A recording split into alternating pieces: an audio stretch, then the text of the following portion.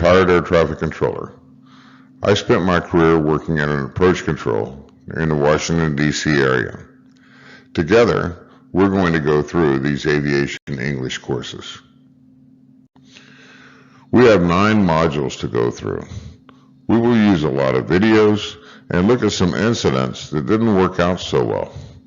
I hope that you will take some time to do a little bit of research on these incidents. There's far more fascinating information than room allows in these modules. In several instances, we will try not to look at just what went wrong, but why. Keep these 3 goals in mind. First, learn and develop the necessary and appropriate use of standardized phraseology that is used in both international and domestic flights. Second, we will apply the proper use of standardized phraseology during all stages of flight, including pre- and post-flight briefings. Last, understand and know the difference between emergencies and abnormal procedures.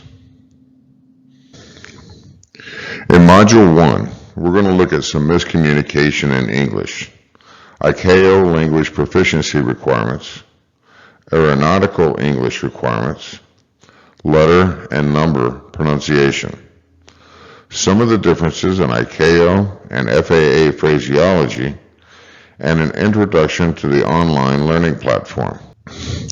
In 1998, ICAO selected English as the aviation standard language. This decision is why English is utilized as the common language on international flights. Communication in English is now an essential safety skill. Clear and concise communication is very important in all aviation operations. For Aviation English Now, your ability to understand and to communicate in English is our goal. This skill is essential. Try not to get frustrated. We will try to keep it interesting. Communications errors are some of the most frequent causes of aircraft flying in the wrong headings, the wrong airspeeds, or climbing or descending to incorrect altitudes. As an English-speaking controller, I've even had English-speaking air crews get confused. Imagine how easy it is for a non-native speaker to make a mistake. With all airports getting more and more congested, there are a number of increased runway incursions or invasions that can be attributed to communications errors. There are also problems with pilots that don't understand air traffic controllers while they are in a critical phase of flight. This creates a loss of situational awareness. This is especially common when flying into airspace where most of the communication is happening in a language that the pilot doesn't understand.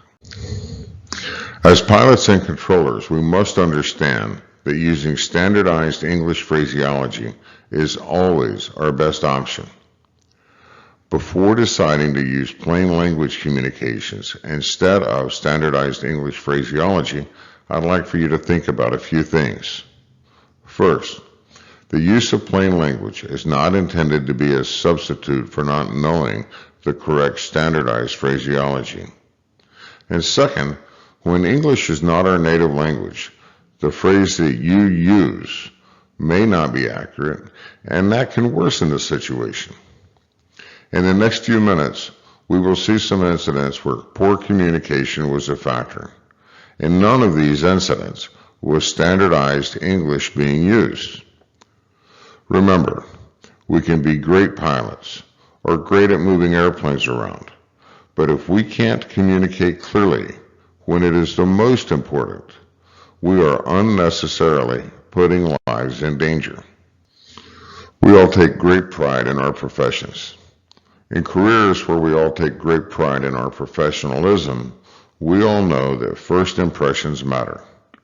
Pilots and controllers get their first impression over the radio on that initial transmission.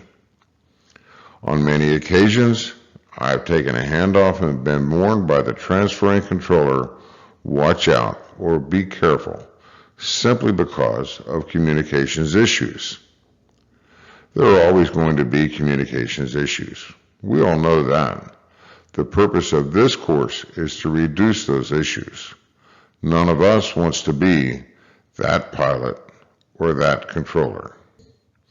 Air traffic controllers talk fast.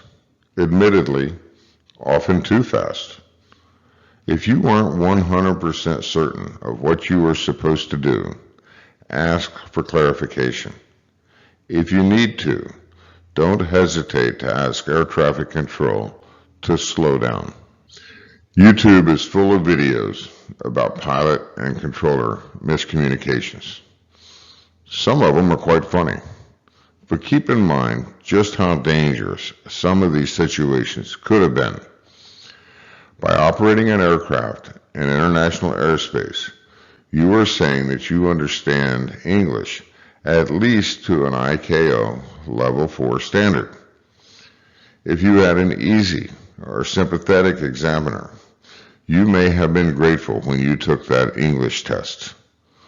But now you're flying an Airbus into London and that examiner is nowhere to be found.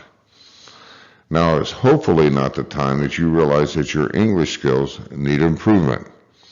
Your English skills are your responsibility. You have to improve your English skills at every opportunity that you get. None of us wants to be the next YouTube video.